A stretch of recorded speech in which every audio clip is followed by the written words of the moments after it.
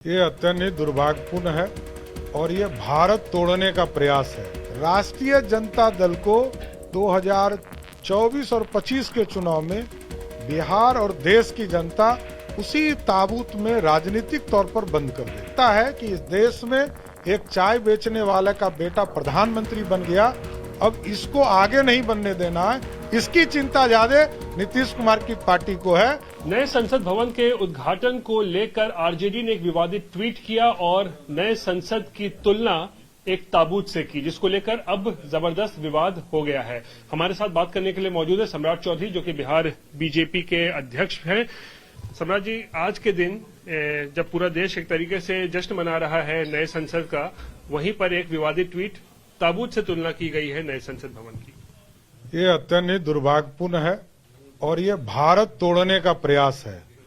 नरेंद्र मोदी जी ने इस देश के 140 करोड़ लोगों के भावनाओं के कद्र करते हुए एक नए सदन का निर्माण कराया और ये नया सदन पूरे भारत के लिए है। और जो ताबूत के जिन लोगों ने, जिस पार्टी ने इसको तुलना किया है, राष्ट्रीय जनता दल को 2024 और 25 के चुनाव में बिहार और देश की जनता उसी ताबूत में राजनीतिक तौर पर बंद कर देगी। देखिए, पहले भी राष्ट्रीय जनता दल का खाता नहीं खुला था और इस बार भी उसी राजनीतिक तौर ताबूत में बंद होकर समाप्त हो जाएगी राष्ट्रीय जनता दल। ये देश की भावना है।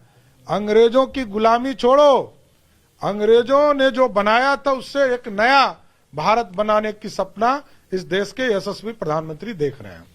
और सिर्फ आरजेडी नहीं, नीतीश कुमार भी लगातार विरोध कर रहे हैं। कल तो नीति आयोग की बैठक में नहीं गए, बहिष्कार किया। उनके कई सांसद कह रहे हैं कि अगर नए भवन में मानसून सत्र होगा और नीतीश कुमार कहेंगे तो मानसून सत्र का भी बहिष्कार कर देंगे। देखिए, अब कुछ लोगों को यह तुष्टीकरण पे लग गए। यह संसद भवन सबके लिए बना, पक्ष हो विरोधी हो सभी लोगों के लिए बना। कल तो नीति आयोग की बैठक में कांग्रेस पार्टी भी गई थी और एनडीए में जो लोग नहीं भी हैं, वैसे भी 8 मुख्यमंत्री भारत के उस बैठक में गए। देखिए, सबको जाना चाहिए, लोकतंत्र है, लोकतंत्र में जितना सत्ता पक्ष का महत्व है उतना विपक्ष का भी महत्व, लेकिन व्यक्ति का विरोध नहीं होना चाहिए। क्योंकि इन लोगों को लगता है कि इस देश में एक चाय बेचने वाले का बेटा प्रधानमंत्री बन गया, अब इसको आगे नहीं बनने देना है, इसकी चिंता ज्यादा नीतीश कुमार की पार्टी को है। ये लोग ईगो में हैं। अब सिर्फ इस ईगो में दिल्ली नहीं गए कि सवेरे पंडित नेहरू जी के मूर्ति पर माल्यार्पण करना था। अरे ये तो 9 बजे के पहले भी हो जाता है, 8 बजे हो जाता है, कई बार हम लोगों ने किया है सरकारी तौर पर।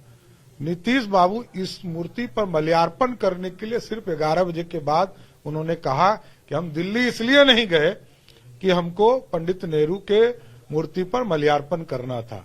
अब इससे बड़ा दुर्भाग्य इस देश के लिए कुछ नहीं हो सकता है कि बिहार का विकास का चिंता छोड़कर ये इस तरह की स्थिति उत्पन्न बिहार में कर रहे हैं। आखिरी सवाल, यानी कि परेशानी संसद भवन से नहीं है, परेशानी राष्ट्रपति से नहीं है कि उद्घाटन किया कि नहीं, परेशानी मोदी से है। अब स्वाभाविक है, जिस महामहिम राष्ट्रपति जी को राजद के लोगों ने वोट नहीं किया, कांग्रेस पार्टी ने वोट नहीं किया और उनको तो मूर्ति बता दिया था। ठीक कहा आपने, मूर्ति बता दिया था।